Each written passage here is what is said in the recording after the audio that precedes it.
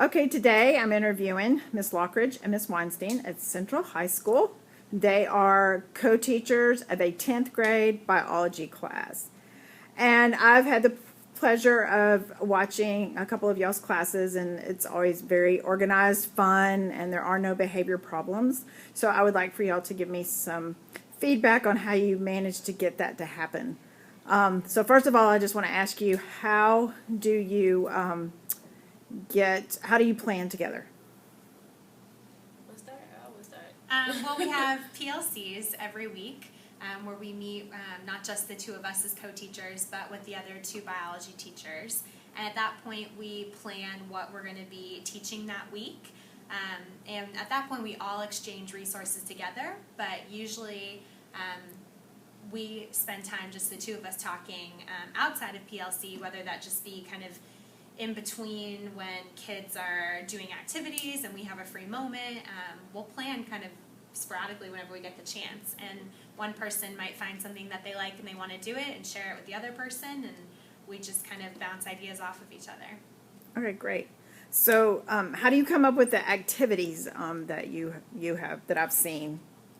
So sometimes it's just a brainstorm of exactly what we want the kids to learn that day in the easiest way to teach them in the most interactive way.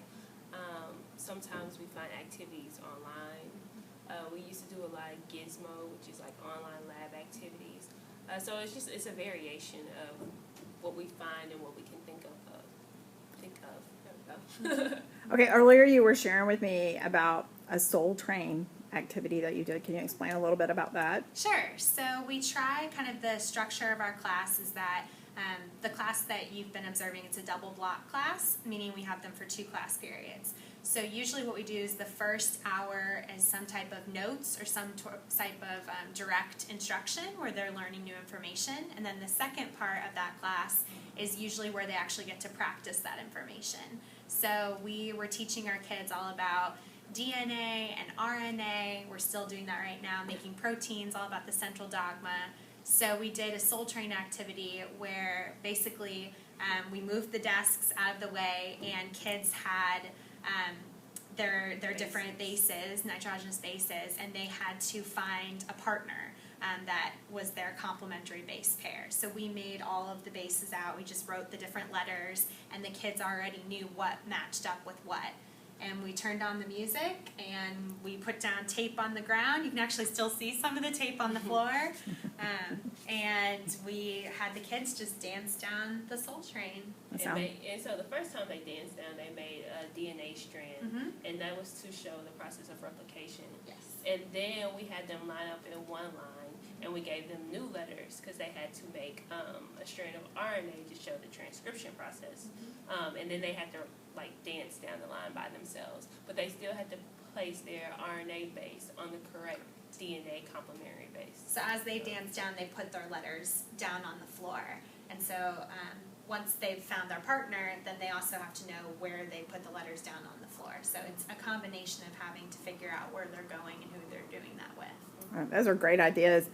I can't help but notice that when I come into your classes, even though you're doing fun things, the kids are definitely learning.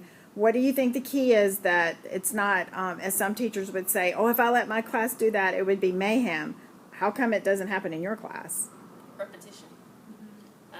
They already know our expectations, and we enforce our expectations every single day. So the kids have no question of, can I do this or can I do that? They already know. We go over our routines and procedures every day. To the point where now it's automatic, but in the beginning, it's just something that we always drill.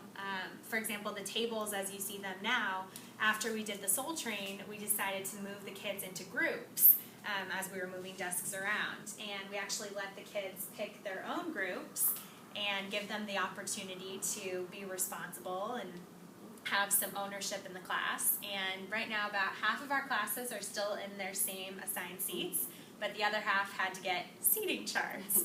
So we wound up moving kids where we thought that they needed to be. But still, going back to, once again, the routine and procedure. Our expectations are you're supposed to sit and be silent unless you're doing an activity when it's okay to be communicating with your teammates. But if you go against that routine and procedure, then there are consequences that we enforce, hence the seating chart. Well, I appreciate you letting me come in and observe your class. It's phenomenal, and I hope that other teachers can learn from your example. Thank you very much. Thank you.